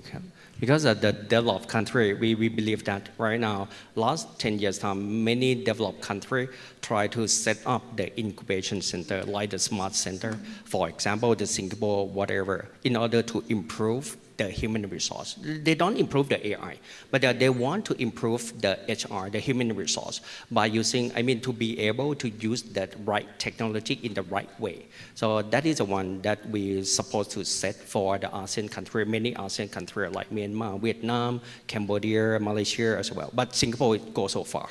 They go so far. So that is the idea when we want to encourage the AI and the technology to develop the education system so into their world. Thank you so much. Okay, thank you very much. I am pretty sure our students have more questions. I guess I will pass it to you personally later on. Do you have kind of closing remarks for the discussion, please? Don't say close. The closing. Okay, thank you so much for having me here to talk about the India AI and science technology. I think talking about India and giving some idea about India to everyone is also something that maybe you're not thinking about India or India. It's for Thailand, we're not thinking India as the neighbor. When we're talking about neighbor, we focus only the physical or the land border. We only border to Laos, Cambodia, Myanmar, and Malaysia. But if you look at the maritime border in the Andaman Sea, Thailand and India, we are the neighboring country in terms of maritime neighbors. So thank you so much for having me here to talk about India, and also actually your question from Ajahn and from the floor also giving me some idea to thinking to study more, and especially how to cope with the dangers or the harm of the AI. That I also urge everyone here, okay, using AI for the helpful way, but also see the limitation of the AI and see and try to building the better world AI and peaceful world AI that we going to live in the near future. Thank you so much. Thank you very much. Thank you.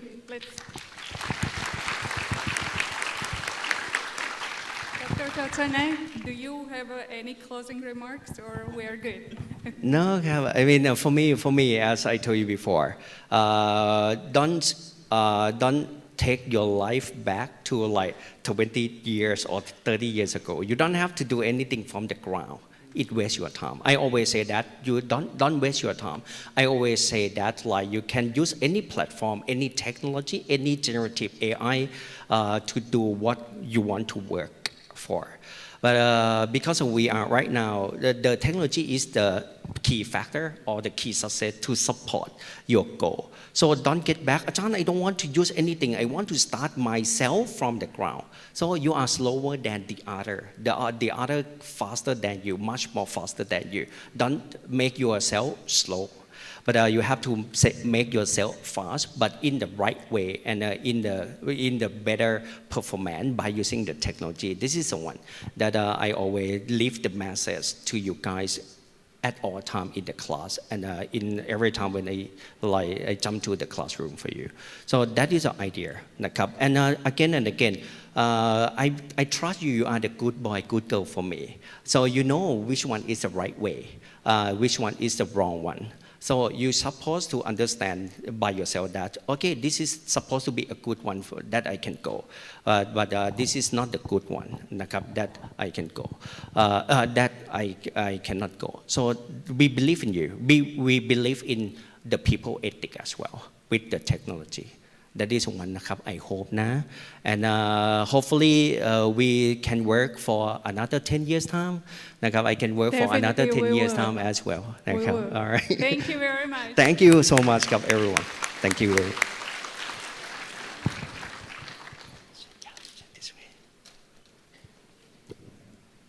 Once again, thank you for a very fruitful discussion. We learned a lot. I hope so, right? Okay, and I would like to invite on the stage Dr. Bilal Arbao with the AI demo, Minds, Machines, and Markets, How Cognitive Science Shapes AI Business and Technology. Let's give a round of applause for Dr. Bilal.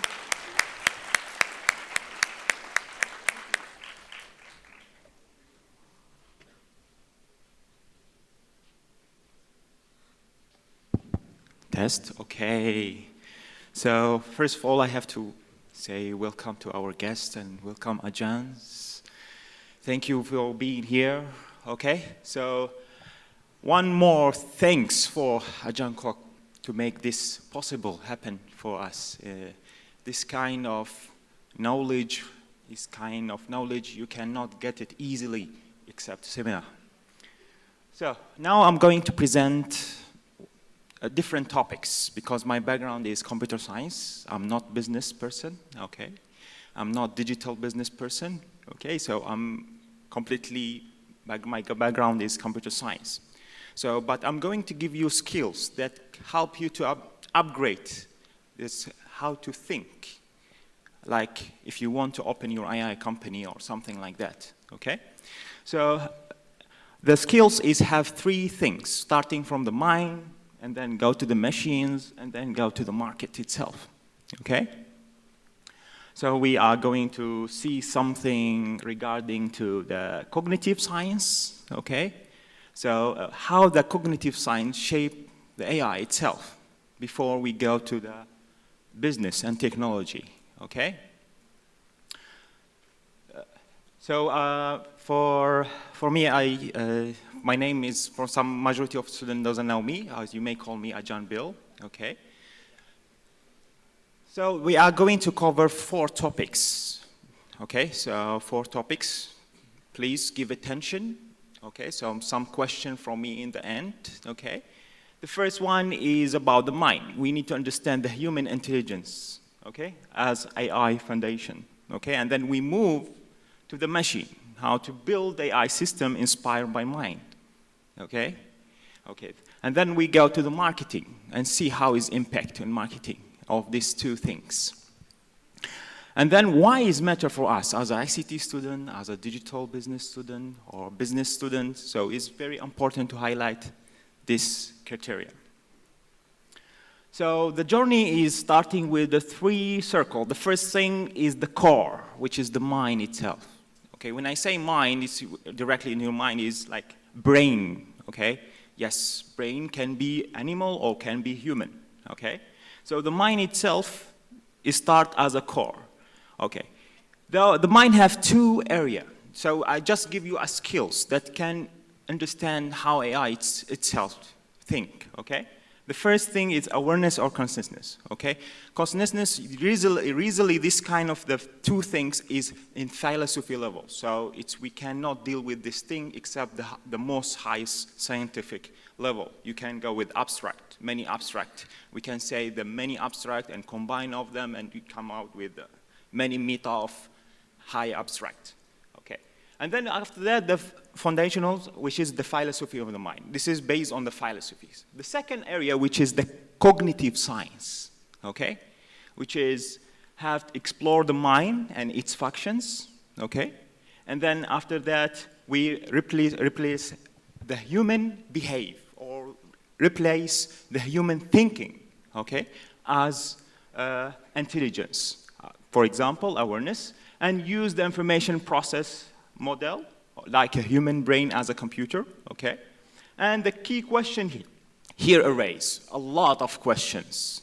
So how can human intelligence be, okay, how can the human intelligence be organized, okay, so how you organize the human level, how he thinks, okay, and how the attention, perception, and action, okay, work together, okay? We are going deeply and see how it looks like, okay? And how the language process, okay, so we are seeing this very important here. The language process, which is the huge area for LLM. So LLM is just small scope, okay? So for ChatGPT, which is as application only in that level, okay? So this is how the language process relate to the cognitive science too, okay? And then how the learning of development occurs and what difference between this type and so on. The question keep arising, okay? Here the mind, when we think about the mind, so we can open many areas to think about it. So let's see the mind in action, okay? Let's see the mind in action. So let's say a psychology for human like AI, okay? So the car cannot, how to say, see the who crossed the way without do some kind of learning, okay? What is the thing is about it? It's not about just detect the objective, okay? It's not about some kind of deep learning algorithm we just implemented. It's just regarding to the psychology. We just study the behavior of a human, and we train the machine to be like that. So the car can detect the human being is crossing the way. So we can reduce the speed, whatever, you can do the action after that. And then after that, there is not just only the mind. You may ask me, why physics here? Physics as well, but because when we come out to the physics, mind as well can think as a physically level, okay? So everything regarding to the science here. So the physics keep AI grounding. So for example, about the car self-driving. Here the most important deep learning algorithm I give it is as an example, which is liquid neural networks, okay? So can be behave from the neuron inside the waters, and then that waters, as it's behave, can adjust the deep learning algorithms. Everything based on science. That algorithm, they use it for drone or self-driving car. So it's inspired from attention to the car and so on. We can use the motion law as well regarding to the brain, okay? Another one, which is the neuroscience.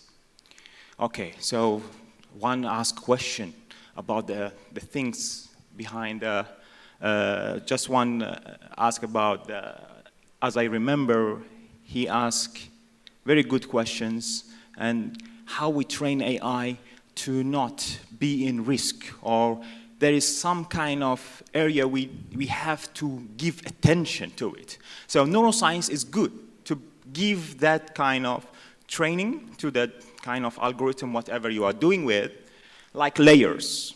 The first layer, second layer, third layer, and so on. So neuroscience usually is kind of architectures in our cognitive mind. So all of them is based on cognitive science. Not just only here. We can have another kind of cognitive science, like educations, and then we move to linguistic as well. Okay, linguistics too as well can be under cognitive science. Okay, so now let's keep our journey. So we're done with the mind. We understand how is effect based on philosophy and cognitive science itself. Okay, so I want to ask you a quick question. Are these artificial intelligence, we can say AI. What do you see in the picture? We can say to them, they are AI directly? Are you agree with the question is yes or no? So what is your answer? Yes. Okay. I make ChatGPT there is very clear for you, right? Okay. The answer is no. All of them is kind of technology. We cannot say AI. We can say AI technology, yes. AI, if I am as a computer science, I directly in my mind, algebra. Algebra can be categorized as AI, okay? So we cannot say directly AI what any device, we can say it. We can say AI technology. So this is the best term we can say for it. Okay, so what do you think about the machine level here? The machine level usually is based on the data scientist, and then they work together with data engineering, which is, let's say, the programmer, whatever you are doing, developers, and so on. So they try to make the AI more in practice, okay? We can see it in our life, okay? Such as ChatGPT here. ChatGPT is machine level. It's not the AI level or the mind level, okay? And then after that, we are going to see the AI business and economy impact. Now let's go deeply and see the third, which is the marketing as well. Okay, the third level. So AI is, we really have a huge presentation by our guests. So it's cover everything about this level, especially in globally and from the neighbor country, which is India. Okay, and then let's give a big picture to this one kind of business and economy. So we start with the key activities. Key activities is starting from the core. Okay, and then go to the kind of whatever you are doing with cognitive science, and then move to the key activities, and then we can start with the machine level, and then we keep going forward to to make the machine more trustable, and then we go to the business impact. Okay? Okay, good. So for business, so we are going to have, if you want to open your business in future, so you may think, I give you just a method how to think about it. So we start from the mind, and then go to the machine, and then go to the market. If you want to have your own idea about the AI, how it works and how the world work with it. So the most important is erasing too much. It's called digital twins. Yes, digital twins, which we can that we can see the real patient, and then we simulate all the patients. Okay, we simulate everything to the patients, and then we analyze before we give any drugs for him, for example. Okay, or any kind of medicine for him. So we give to the doctors, and the doctor make decisions before he give you the next one. Okay, so this is kind of very, very advanced technology, but it's coming after maybe, let's say, 10 years from now. But already some kind of researcher they are doing. So research today is the future of the technology futures. Okay, so for ICT students, I will just give it to you easy for you. Okay, so to contribute the mind, and you may try to understand how our mind, because you are doing Bachelor of Science, okay? So you need to understand how the mind is work, because if you want to be as an AI in front, so you have to understand this kind of skills. And then after that, we'll move to the machines. And easy for you, because I believe all of you can develop a system, which is just learn how to develop some basic programming language.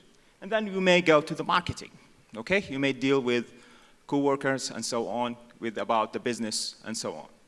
And then business, for student business, for our digital business student, you can use AI as a tab.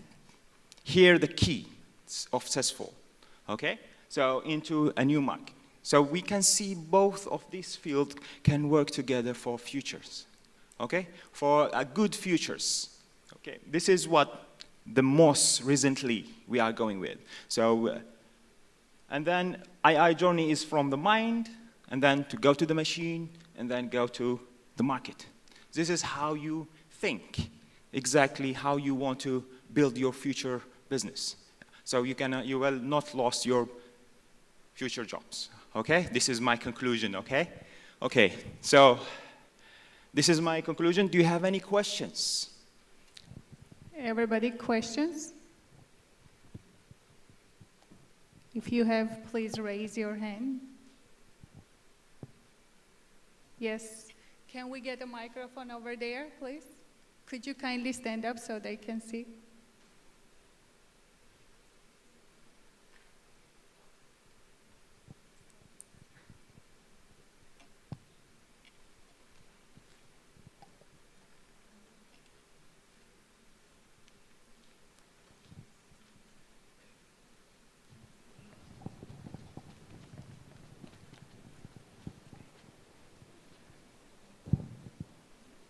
Hello. So you mentioned that things like ChatGPT, Claude, whatever we have now isn't true AI. It's more a complex machine learning. In your opinion, what would qualify something as true AI? Okay, good questions. So if you say AI as a computer science, for me, is like mathematics, okay? It's not technology, using of technology or something, okay? So we make that kind of mathematical equation as possible to the machine to understand, to make decision and so on. So after that, we implement to the real world. It's the best term to get called AI technologies, okay? So the question is, I will give you a question to you as well.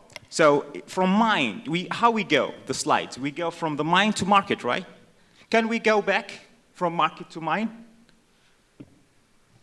So this AI is not consciousness, so cannot be replace us, okay? So AI cannot go from market to the mind, okay? But the inverse we can. As a human, we can understand from the market to the mind, mind to the market, okay? I hopefully answer your questions. A follow-up then is, do you think true AI is possible if it's engineered by human, or is it still going to be a machine, just more complex? Okay, so AI can be, as I said, is AI a huge scope? If you say AI, it means as a computer science, high category of is science and cognitive science and mind. There's many things behind it, okay? So I believe if you specific what kind of technology you talk about, maybe I can answer, okay? Full independent thoughts and able to function without input from a user. Yes, that's why it's impossible for AI to do that. Because I said from marketing to the mind, AI cannot go through it. So the inverse can, from mind to the marketing, okay? Make sense? Yes. Okay, thank you. Anybody else? Yes? Can we have a microphone over here? Dr. Harrison wants to ask a question. Should I ask a question, Ajahn? Microphone, please. Yes, to the front. Dr. Harrison wants to ask a question. Okay, one question, okay.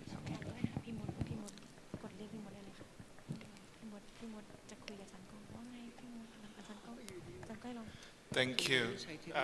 Actually, I am not going to ask any questions, just want to clarify the questions from Mr. Redspiron.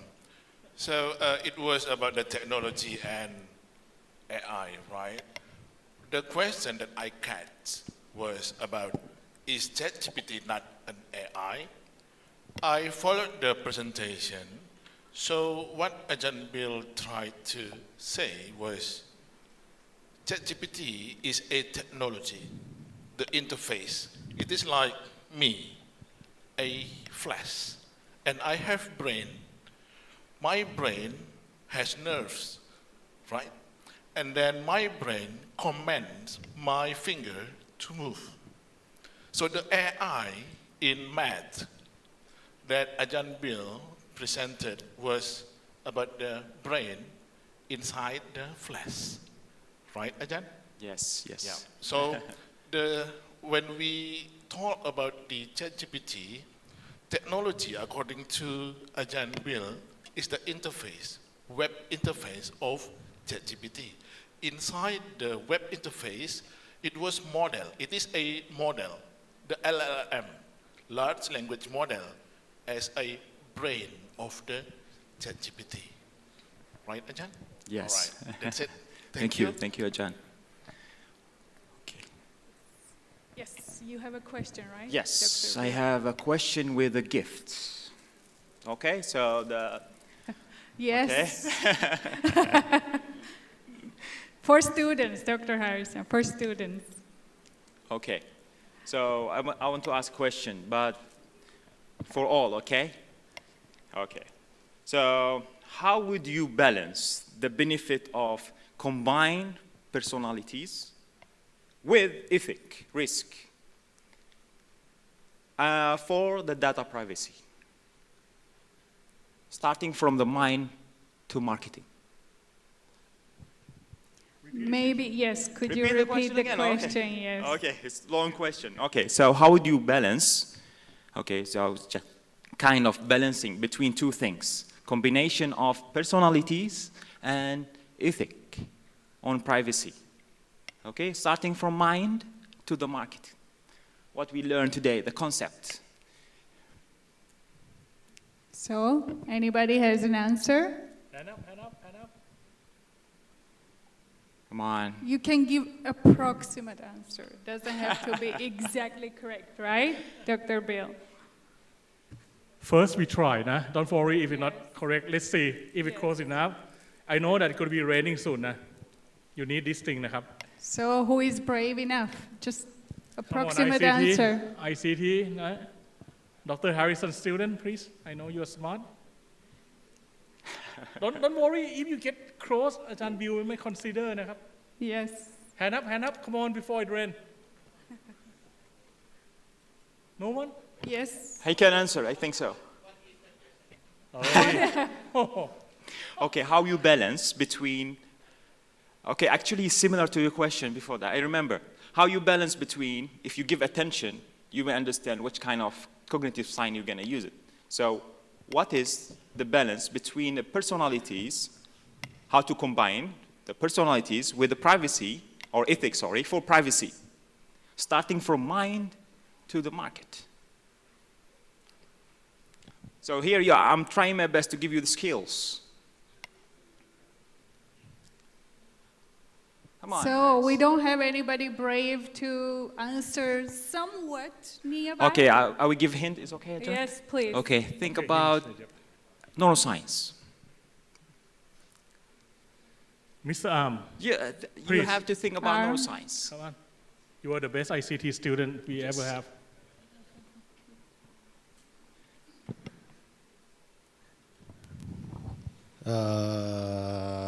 Balance, right?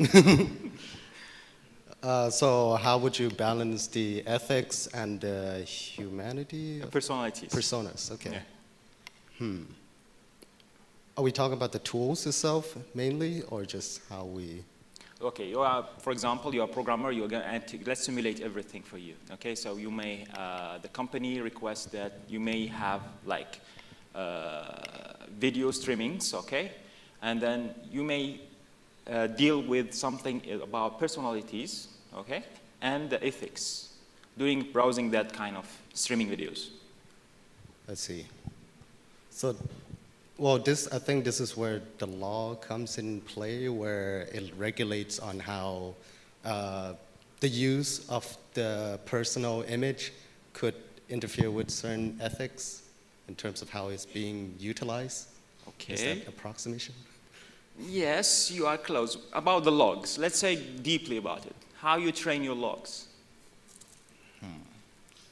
Anybody got an idea? Hundreds of you? Give them some hints. Okay, I guess we go easy today.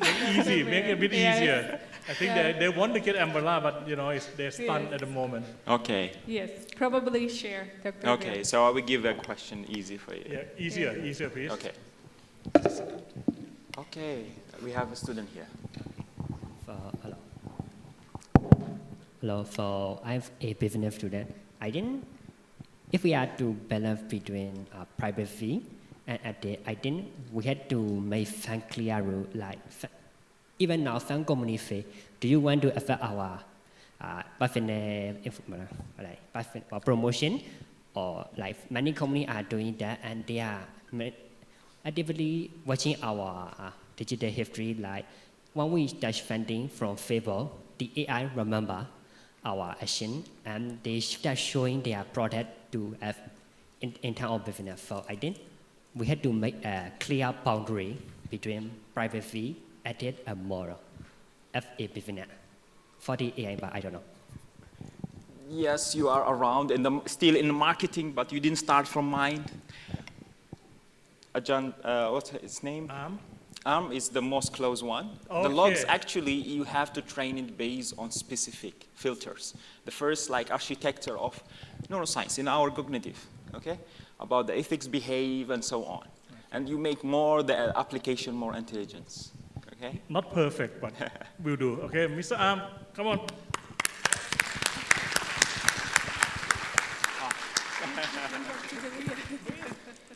Bravo. Okay, Matt. Okay. Okay, everybody, now the fun part. We have a surprise for you. So, check under your chairs, everybody, and if you have empty chair next to you, check those ones as well.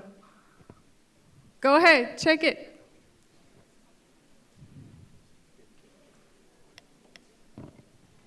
Whoever finds a poster, please come forward. Come on, guys, look carefully, I promise you with a lucky draw. Oh, we promise have you with a already lucky one draw. winner. Okay. Okay, we have so, one. Our dean, Dr. Sripal, will hand you a present, and please welcome. Okay, we have a few more, Please check under your desk.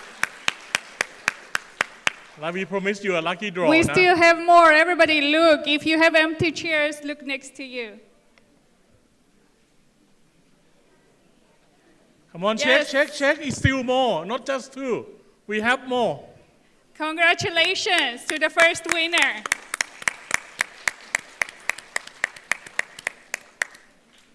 I saw only two stand up. We have more. Stand up, Okay, congratulations Okay, we to the have second another. winner. Go ahead. Go. Go. And congratulations to the third winner.